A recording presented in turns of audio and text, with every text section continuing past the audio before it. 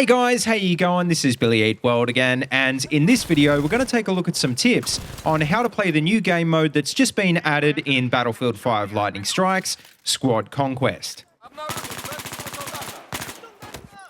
So to kick off, what is Squad Conquest? Well, basically it's very similar to regular 64-player Conquest, except that it's only 8v8, or in other words, roughly 2 squads per team. And not just that, but the maps that it runs on have also been redesigned to lock out some areas, and most importantly, so that you're fighting over a smaller amount of roughly linear objectives.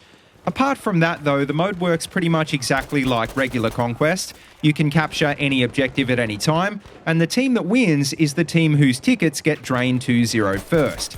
And, well, you can bleed those tickets from the opposing team in 2 ways. You can capture a majority of the objectives, or you can kill enemy players. Despite these similarities though, it does play out very differently, because with less players, your life and the life of your squad mates is much more important. And to really be effective in this mode, it's important that you remember this all the time, and remember the enemy team knows this as well, so be prepared to face multiple enemies in every engagement.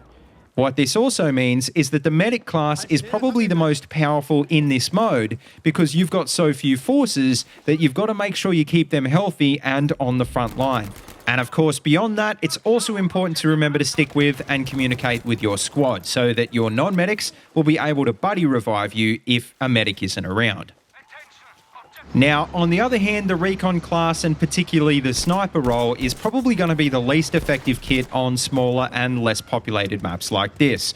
But with that being said, the recon SLRs are actually still pretty effective, and especially when you combine that with the spawn beacon and the pathfinder role, if you play more aggressively, it'll help your team get into really good flanking positions. And speaking of flanking, well, because this mode is more linear than regular Conquest, it's a lot easier to predict your enemy's movements and to flank around them to pull off sneaky backcaps, which is an especially good tactic if you notice enemy support players are bipoding up and defending objectives from a distance, because you can bet that they're going to be watching all the commonly used lanes. Also, another thing that's really important to remember in this mode is that it's not just the player cap that's been reduced, there's only 1 tank per team and there's no aircraft. And remember, as a tanker, it's your responsibility first and foremost to take out the enemy team's tank, because if your infantry get bogged down fighting it instead, they'll probably end up losing the objectives. Also, being that there is only 1 tank, you'll need to try and predict which tank the enemy team will spawn in, because you don't just want to roll up on a tiger in a staghound.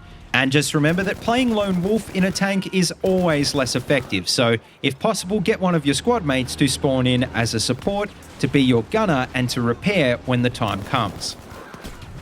Anyway guys, that just about wraps up this video, so hopefully these tips will help you to be more effective in Squad Conquest, and I'll see you on the battlefield.